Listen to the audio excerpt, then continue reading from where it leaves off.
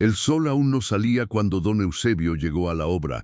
Caminaba lento, con una caja de herramientas desgastada que cargaba más recuerdos que clavos, el casco verde, el uniforme manchado por décadas de mezcla y sudor, y sus botas rotas contrastaban con la pulcritud de los nuevos ingenieros. Pero él no se quejaba, nunca lo hacía, solo murmuraba para sí mismo una oración antigua que decía su madre antes de empezar el día: que el trabajo me dignifique aunque el mundo me desprecie. Ese mundo en efecto parecía haberlo olvidado.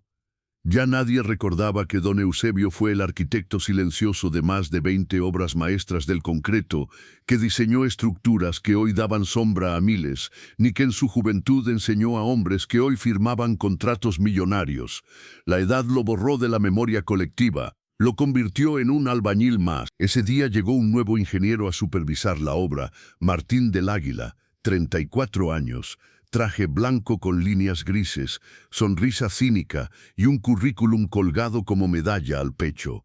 Reciente egresado de una universidad extranjera, heredero de una firma constructora. Su estilo era simple: imponer, no preguntar, y sobre todo, dejar claro que él era el que mandaba. Usted, señaló con el dedo al anciano mientras se bajaba de su camioneta negra reluciente. ¿Quién le autorizó a mover los planos del área 3? Don Eusebio levantó la mirada. Sus ojos grises mostraban más calma que defensa. Solo corregí el ángulo de la zanja. Estaba desalineado con el plano estructural. Si se vertía el concreto así, se iba a hundir en menos de 3 meses. Martín rió. No una risa cordial, sino esa que se clava como aguja bajo la piel. Y tú sabes leer planos. Por favor, tú no eres más que un simple albañil. El silencio que se hizo en el lugar fue espeso. Todos los obreros detuvieron su labor. Algunos bajaron la cabeza, otros apretaron los dientes. Sabían que don Eusebio era más que eso, pero también sabían que el mundo no escucha a los viejos. Don Eusebio no respondió, solo miró el plano, lo dobló con delicadeza y lo puso sobre una tabla. Luego volvió a su labor, sin una palabra, sin mostrar dolor. Aunque por dentro el golpe no había sido leve, porque ese día no lo había humillado solo un ingeniero. Lo había humillado la historia entera que se le olvidó. Esa noche, Eusebio caminó hasta el cuartito que le habían asignado al fondo del predio, junto a las bolsas de cemento y los sacos de cal. Era un espacio de 2 metros por 1 sin cama, solo una colchoneta, un ventilador que ya no giraba y una taza con café frío. Encendió una pequeña radio y la estática llenó el aire.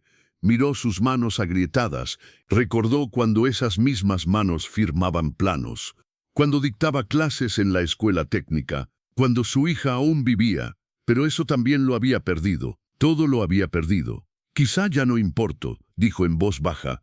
Quizá nunca importé realmente. Sus pensamientos eran una mezcla de frustración e impotencia, no por el grito de un ingeniero cualquiera, sino porque él sabía que, en esta sociedad, la experiencia se desprecia si no viene con traje y perfume caro. Al día siguiente, Martín volvió a la obra, esta vez con un dron que usaba para mostrar cómo se hacía una obra profesional.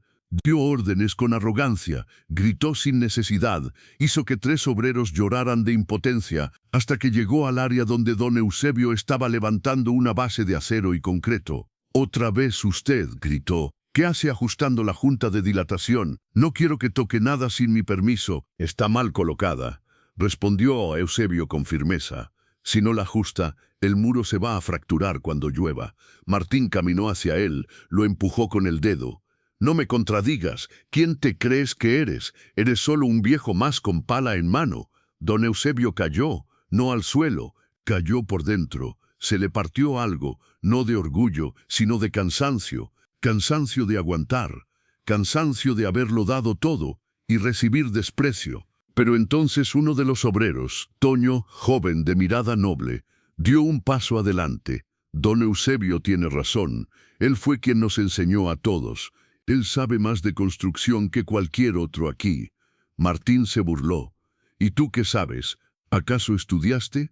No, pero él me salvó la vida cuando era niño. Mi casa se iba a caer y él la reforzó con sus propias manos. Nadie lo pagó. Lo hizo por ayudar. Martín lo miró como si estuviera loco. Ayudar. En este mundo nadie ayuda gratis. Eso lo hacen los pobres, por eso son pobres. Eusebio bajó la mirada. El comentario le dolió más que los anteriores, porque él sí ayudaba gratis, porque su pobreza era fruto de una vida que eligió no por cobardía, sino por honor, y porque en algún rincón de su corazón deseaba que alguien, algún día, lo ayudara a él. Esa noche la historia tomó otro rumbo. Toño fue a buscar a Eusebio. Lo encontró sentado, repasando un viejo cuaderno de anotaciones. «Don Eu, ¿por qué nunca le dijo a nadie quién fue usted?» El anciano sonrió con melancolía, porque quien necesita contar su historia para que lo respeten, nunca tuvo una verdadera. Toño bajó la cabeza, quería llorar. ¿Y por qué sigue aquí, entre cemento y gritos? Porque aún hay estructuras que sostener, aunque yo ya no lo haga por planos, lo hago por dentro. Toño entendió. Ese hombre que todos humillaban era una columna invisible, una de esas que nadie ve, pero sin la cual el edificio se derrumba, y sin saberlo, Martín estaba a punto de enfrentar una prueba que lo haría entender la diferencia entre tener un título y ser un verdadero maestro de la construcción. Pero para eso tendría que humillarse él primero.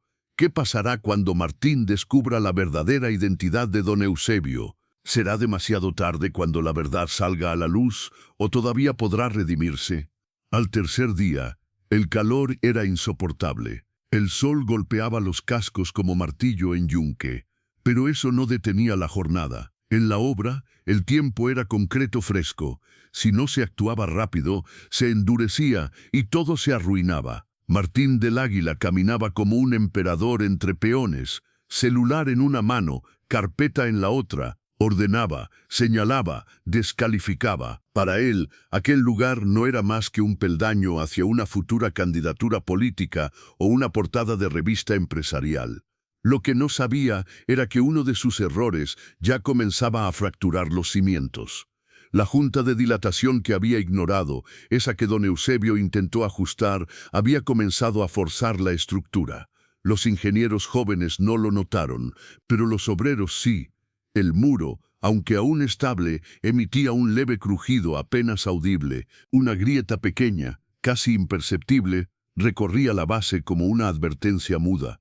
Don Eusebio lo vio, lo supo al instante, pero se quedó en silencio, no por venganza, sino porque por primera vez sintió que ya no era su responsabilidad salvar lo que otros querían destruir con soberbia.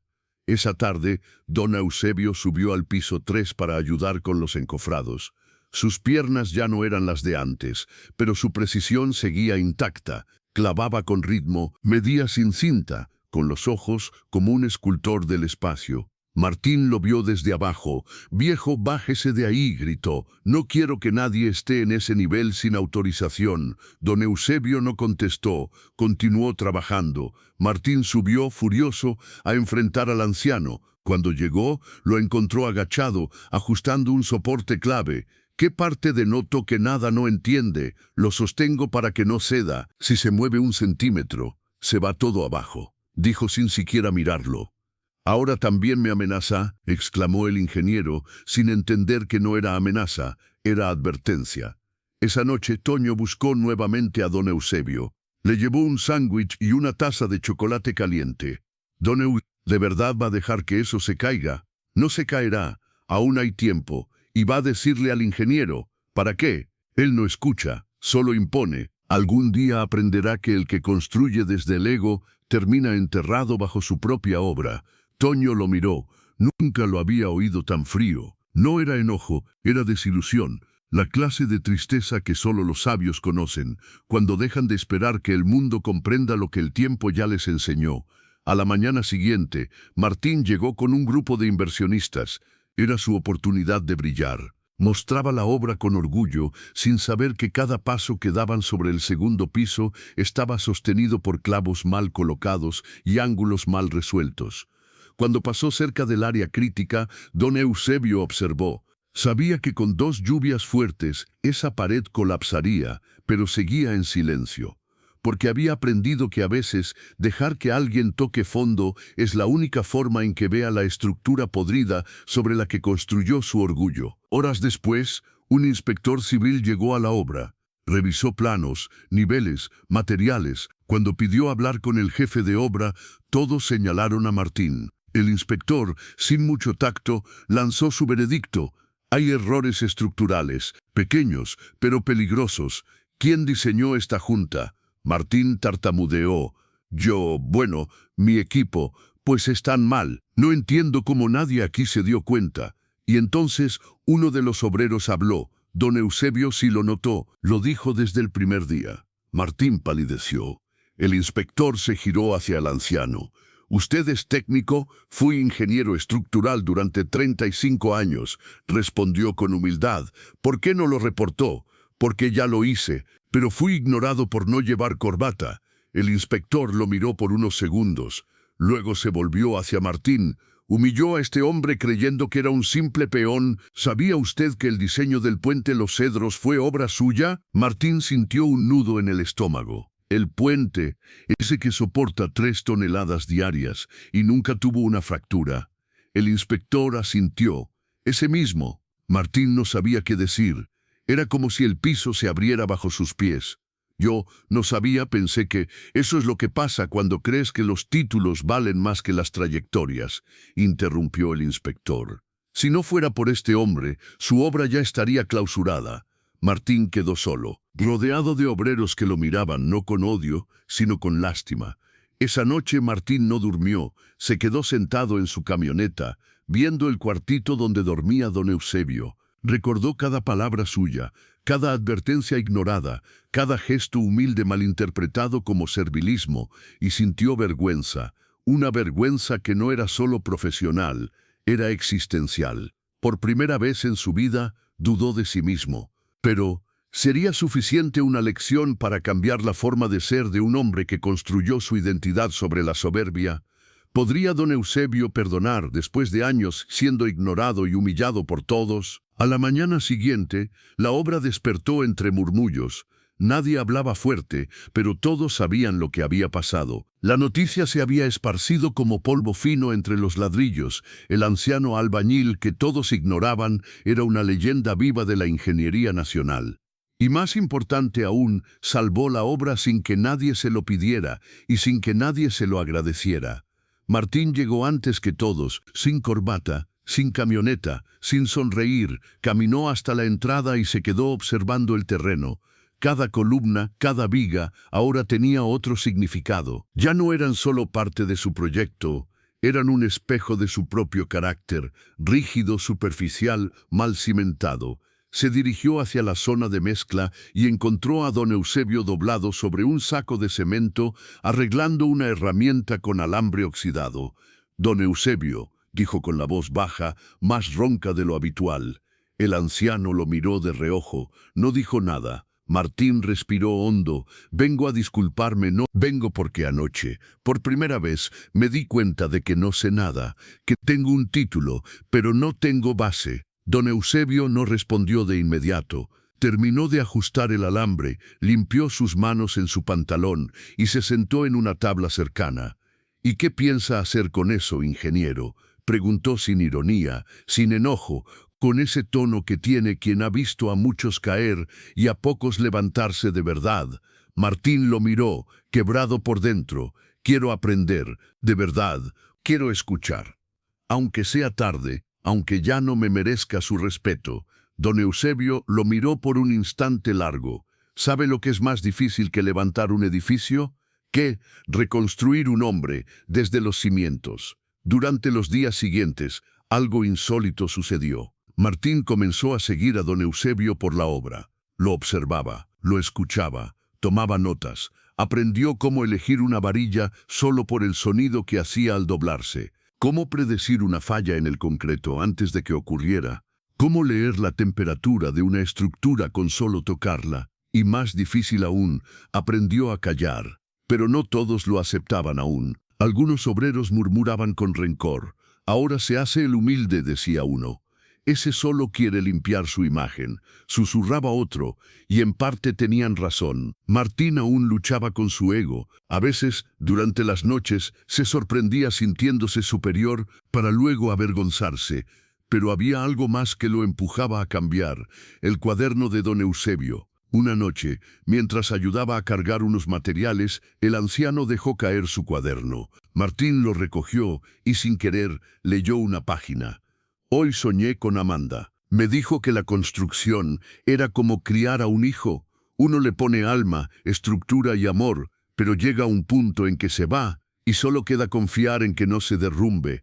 Amanda, ¿estarías orgullosa de mí? Martín sintió un puñal en el pecho. Amanda era el nombre de su madre, y él sabía lo que era vivir sin ella. Al día siguiente no fue a la obra. Finalmente, en una biblioteca técnica, encontró una copia de una antigua revista de ingeniería. En la portada, año 1988, había una imagen, un joven con bigote y casco blanco, sonriente. Eusebio Guzmán, el maestro de concreto, 4 veces premiado por estructuras antisísmicas en zona sur. Martín tragó saliva, leyó todo, la historia de cómo rechazó cargos políticos para seguir enseñando, de cómo trabajó gratis durante un terremoto en el 2001 reforzando casas de familias pobres, de cómo donó todos sus premios a una escuela técnica rural, y también leyó el final de la nota. Tras la trágica pérdida de su hija y su esposa, Guzmán desapareció de la vida pública. Esa noche volvió a la obra, lo buscó. Don Eusebio estaba solo, viendo una pequeña foto en blanco y negro, una niña de trenzas y una mujer de sonrisa triste. ¿Es Amanda?, preguntó Martín. El anciano levantó la vista, sorprendido. ¿Dónde escuchó ese nombre? Leí sobre usted, silencio. Quería saber por qué alguien con su trayectoria volvió a mezclar cemento en obras ajenas. ¿Por qué eligió el polvo después de tocar la cima? Don Eusebio miró la foto. Porque cuando se te cae el mundo, lo único que puedes hacer es volver a construir. Y entonces lo contó todo. Por primera vez, cómo perdió a su hija en un accidente causado por una constructora negligente, cómo su esposa murió de pena 2 años después, cómo él, a pesar de tener los medios para vengarse, eligió perdonar, pero nunca volvió a firmar un plano, porque sentía que había fallado. Y cada vez que levanta un muro, Martín, es como si le pidiera perdón al mundo por no haber sido capaz de proteger lo que más amaba. Martín no pudo hablar. Tenía un nudo en la garganta. Esa noche no fue solo una historia, fue un derrumbe interno, porque por primera vez entendió que los verdaderos constructores no son los que alardean sus edificios, sino los que levantan desde las ruinas, a pesar del dolor. ¿Podrá Martín ganarse la confianza del hombre al que humilló, ahora que conoce su historia? ¿Y será don Eusebio capaz de volver a creer en alguien, después de haber perdido todo? Había algo diferente en la obra esa semana. No era el cemento, ni las herramientas, ni siquiera los planos. Era el aire. Se respiraba respeto, silencio, un tipo de admiración que no se grita, pero se siente. Los obreros ya no veían a don Eusebio como el viejo del casco verde. Lo miraban como lo que siempre fue, el cimiento humano de todo lo que sabían. Y a Martín lo observaban con precaución, pero con cierta apertura. No porque lo hubieran perdonado del todo, sino porque algo en él había comenzado a cambiar. Una tarde, mientras revisaban el armado de columnas, Martín notó que don Eusebio se detenía de vez en cuando, se tomaba el costado del abdomen y respiraba hondo. «Está bien, don Eu, es la edad, o quizá algo más. El cuerpo también se fractura con el tiempo, ingeniero. Pero esa noche el dolor fue más intenso. Solo Toño, el joven obrero, lo encontró temblando en su cuartito, con sudor frío y dificultad para hablar. Lo llevó al hospital en una camioneta prestada, sin pensarlo 2 veces. Diagnóstico: hernia complicada y desgaste severo de columna lumbar. Años de cargar sobre sus hombros más que materiales, responsabilidades, culpas, ausencias. El médico fue claro: necesita operarse y necesita reposo, mucho, o podría quedar inmovilizado. Pero don Eusebio no tenía seguro, ni pensión, ni familia, ni ahorros. Lo que había ganado en la vida lo había regalado. No le quedaba nada, solo honor, y ese no pagaba quirófanos. Cuando Martín se enteró, se paralizó. Fue directo al hospital. Don Eusebio estaba sentado junto a la ventana, con una bata vieja y una mirada derrotada. como si por fin el mundo le hubiera arrancado el casco. «Vengo a ayudarlo», dijo Martín, firme. «No necesito caridad. No es caridad, es deuda. No me debe nada, muchacho». «No», respondió Martín con voz quebrada. «Me lo debo a mí mismo, porque usted es el hombre que yo soñaba ser y no fui. Porque si no lo ayudo, todo lo que estoy tratando de reconstruir en mí se cae». El silencio fue largo, y por primera vez don Eusebio asintió. No porque se rindiera, sino porque entendió que a veces dejarse ayudar también es una forma de enseñar. Martín pagó la operación.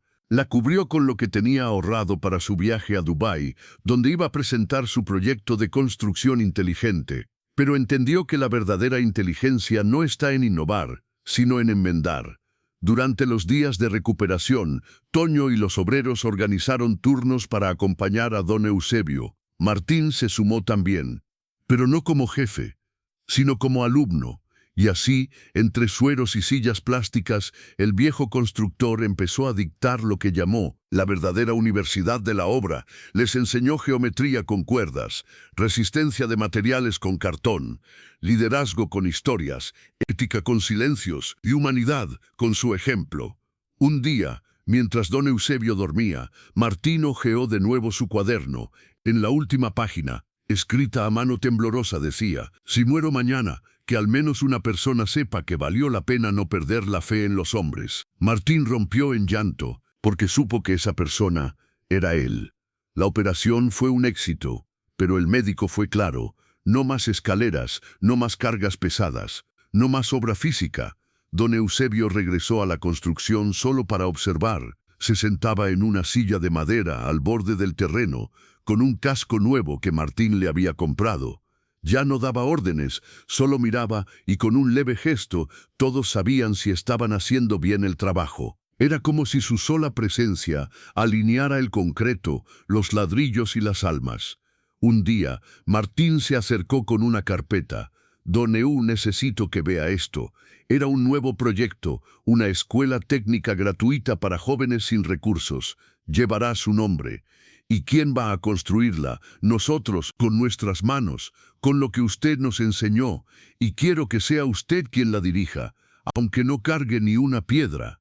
Don Eusebio lo miró con los ojos cristalinos. «¿Y por qué quiere hacer eso?» «Porque quiero construir algo que no se caiga nunca, don Eu. Ni por el tiempo, ni por el olvido, ni por la arrogancia de gente como yo». Y así nació el proyecto. La primera piedra la colocó Toño, la segunda Martín, la tercera don Eusebio, sostenido por los brazos de ambos. Y en esa ceremonia humilde, sin cámaras, sin políticos, sin lujos, don Eusebio dijo una sola frase que quedó grabada en todos: «Las estructuras más fuertes no son las de concreto, son las que se forjan cuando alguien aprende a respetar lo que no comprende». Habían pasado 3 meses desde que se colocó la primera piedra de la nueva escuela técnica don Eusebio Guzmán. La obra avanzaba con fuerza, pero esta vez no solo con concreto, sino con corazón. Cada bloque cargado era un acto de gratitud, cada clavo un gesto de redención. Los jóvenes de los alrededores se acercaban con curiosidad. Algunos traían cuadernos, otros solo hambre. Y aunque aún no había aulas, ya se estaba enseñando. Martín, transformado, dejó de lado los trajes importados. Ahora vestía overol, casco blanco y mirada clara. Había renunciado a su cargo en la constructora familiar. Lo que para muchos fue una locura, para él fue liberación. Pero el mundo no perdona tan fácil a los que cambian, y menos aún a los que cambian demasiado rápido. Una mañana, mientras se levantaban los muros de la biblioteca, llegó un vehículo lujoso.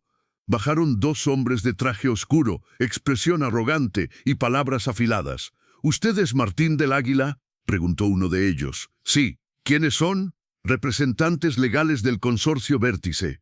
Este terreno pertenece a una sociedad privada de la cual usted es aún miembro, legalmente. El proyecto don Eusebio no cuenta con los permisos de zonificación ni de edificación registrados ante la SUNARP». Martín se quedó helado. «Eso no puede ser. Este terreno era baldío». Lo era, hasta hace 5 días. Se hizo una transferencia acelerada. Usted firmó el traspaso hace meses, aunque no lo recuerda. Jamás firmé eso. Lo hizo durante su gestión como director técnico. Aquí está su firma. Y si no desalojan en 72 horas, procederemos con maquinaria pesada. La noticia cayó como bomba entre los obreros. Don Eusebio, que en ese momento enseñaba cómo hacer una mezcla más resistente con bajo presupuesto, se quedó en silencio al enterarse. Bajó lentamente el nivel de su voz y se sentó. Otra vez, dijo en voz baja, otra vez el poder decide por encima del esfuerzo. Martín pasó 2 días enteros revisando papeles, llamando abogados, buscando una salida legal. Pero era verdad. En una reunión realizada meses atrás, su firma había sido estampada sin que él lo recordara claramente. Manipulación, engaño. Habían usado su arrogancia de entonces para dejarlo atrapado hoy. Cuando volvió a la obra, tenía ojeras, pero los ojos firmes. No van a tocar ni un ladrillo de esta escuela, dijo ante todos. Aunque tenga que encadenarme a la entrada. Don Eusebio se le acercó. Le puso una mano en el hombro. Martín, ya me han quitado muchas cosas en esta vida, la familia, el respeto, la salud, pero si hay algo que jamás podrán quitarme, es lo que sembré en otros. Y tú ya eres parte de eso. Pero no podemos dejar que nos arrebaten esta obra, no después de todo lo que nos costó. Entonces no la defendamos con rabia, defendámosla con la verdad. Y así lo hicieron.